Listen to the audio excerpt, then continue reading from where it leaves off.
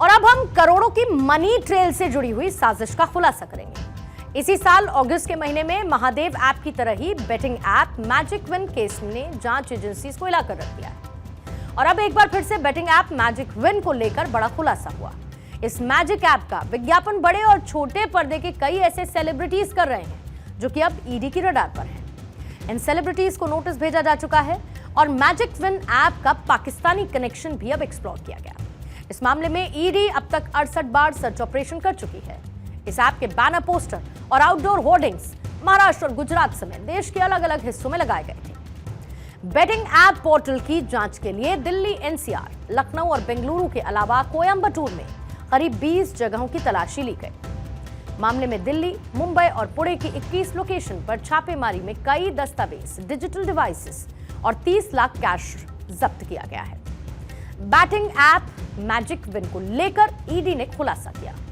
प्रवर्तन निदेशालय के मुताबिक इस ऐप के फाउंडर पाकिस्तानी हैं और इसे दुबई में बैठे कुछ भारतीय नागरिक ऑपरेट करते हैं। दुबई में बैठकर इस ऐप के दर्जन भर सोशल मीडिया अकाउंट्स को भी ऑपरेट किया जा रहा है। ईडी के सोर्सेज ये बताते हैं कि इन विज्ञापनों में दावा किया जाता है कि मैजिक विन एक गेमिंग ऐप है, लेकिन जांच में यह पाया गया कि इस ऐप पर सट्टेबाजी होती है। इस ऐप पर इस तरीके का जुआ खेला जाता था जो कि आमतौर पर फिलीपींस जैसे देशों में होता है।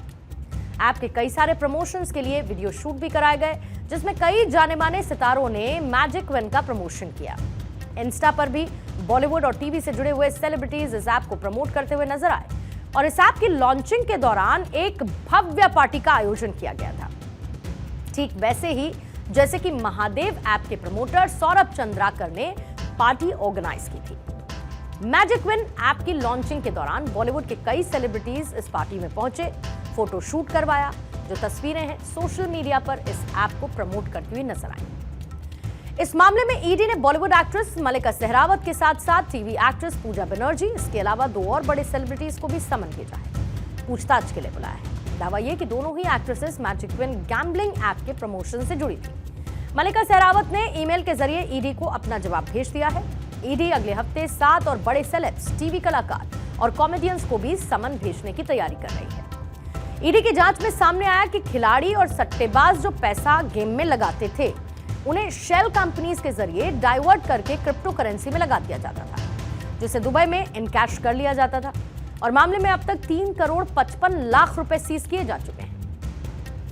Prevention of money laundering act case के प्रोविजंस के तहत, यानी कि पीएमएलए के प्रोविजंस के तहत दायर ईडी का यह मामला अहमदाबाद पुलिस की एक एफआईआर में सामने आया, जिसमें यह कहा गया कि मैजिक विन .games नाम की वेबसाइट ने इस साल खेले गए T20 वर्ल्ड कप के दौरान गैर कानूनी तरीके से मैचों की मेजबानी, स्ट्रीमिंग और प्रसारण किया, जबकि ईडी के मुताबिक टूर्नामेंट के ब्रॉडकास्ट राइट्स आईसीसी के और साथ ही स्टार इंडिया प्राइवेट लिमिटेड को दिए गए। खासतौर पर कॉपीराइट वायलेशन और इसके साथ ही मालिकाना सामग्री को गलत तरीके से इस्तेमाल किया गया।